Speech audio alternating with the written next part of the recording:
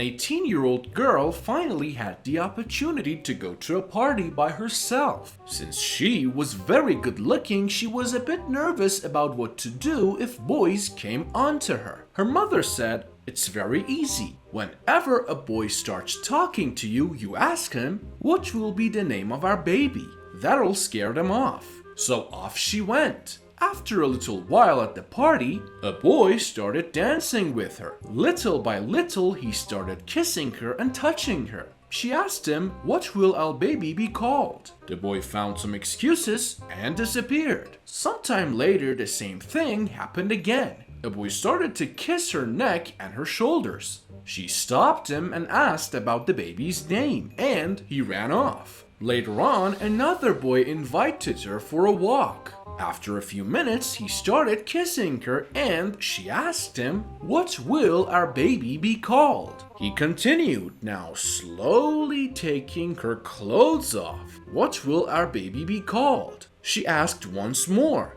He began to have with her. "What will our baby be called?" she asked again. After he was done, he took off his full coat, tied it in a knot, and said, "If he gets out of this one, Houdini." His wife asks him to go to the store to buy some cigarettes. So he walks down to the store only to find it closed. So he goes into a nearby bar to use the vending machine. At the bar, he sees a beautiful woman and starts talking to her. They have a couple of beers and one thing leads to another and they end up in her apartment. After they've had her fun, he realizes it's 3 a.m. and says, "Oh no, it's so late. My wife's going to kill me." He takes his shoes outside and rubs them in the grass and mud, then proceeds home.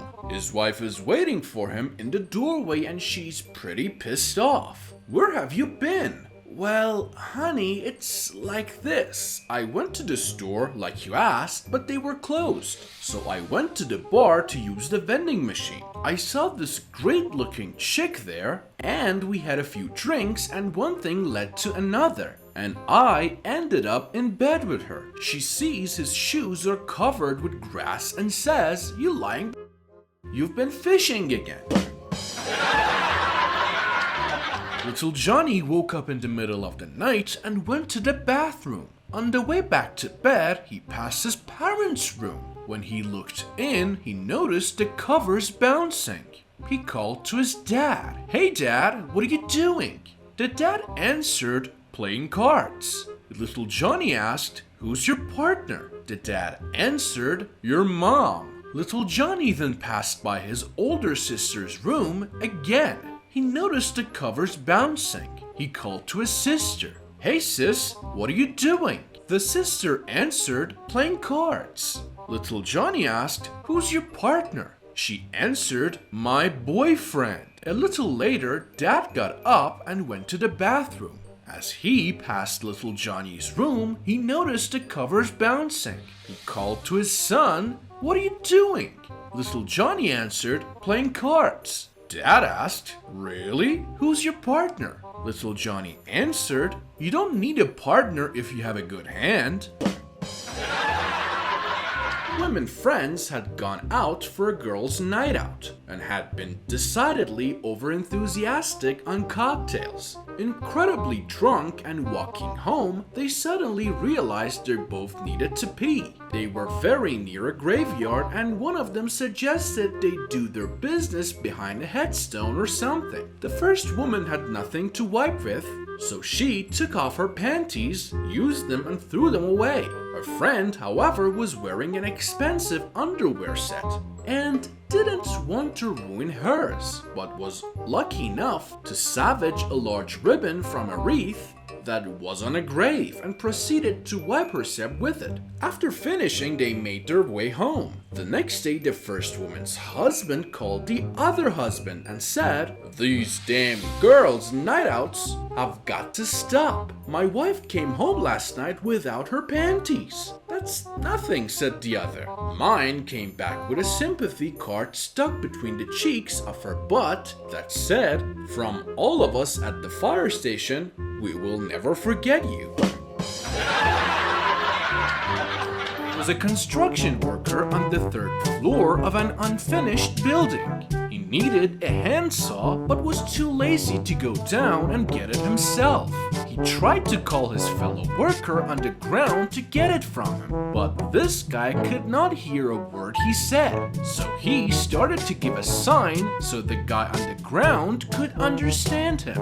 First, he pointed at his eyes, meaning eye, then pointed at his knees, meaning need, and moved his hand back and forth, describing the movement of a handsaw. Finally, the guy on the ground started nodding his head like he understood, and then dropped his pants and started to off.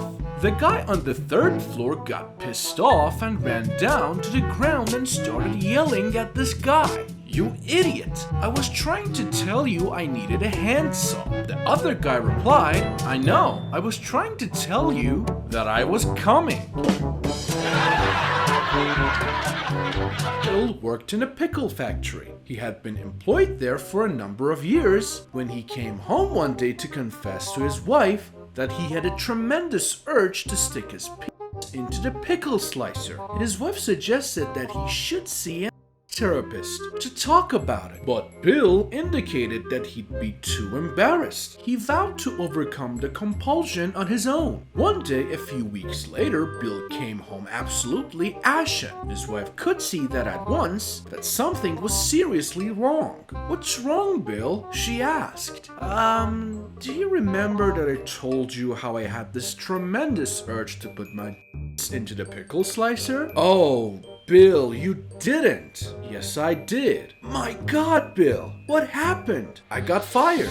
No, Bill, I mean, what happened with the pickle slicer? Oh, she got fired too, the man says. A lady called her gynecologist and asked for an emergency appointment. The receptionist said to come right in. She rushed to the office and was ushered right into an examination room. The doctor came in and asked about her problem. She was very shy about her emergency problem and asked the gynecologist to please examine her vagina. So the doctor started to examine her. He stuck up his head after completing his examination. "I'm sorry, miss," he said, "but removing that vibrator is going to involve a very lengthy, delicate, and expensive surgical operation. I'm not sure I can afford it," sighed the young woman. "But while I'm here, could you just replace the batteries?" There was a married couple who were in a terrible accident. The woman's face was burned severely. The doctor told the husband they couldn't graft any skin from her body because she was so skinny. The husband then donated some of his skin. However, the only place suitable to the doctor was from his buttocks. The husband requested that no one be told of this because, after all, this was a very delicate matter. After the surgery was completed, everyone was astounded at the woman's new beauty. She looked more beautiful than she ever did before. All her friends and relatives just raved about her youthful beauty. She was alone with her husband one day, and she wanted to thank him for what he had done. She said, "Dear, I just want to thank you for everything you did for me. There is no way I could ever repay you." He replied, "Oh, don't worry, honey. I get plenty of thanks every time your mother comes over and kisses you on your cheek."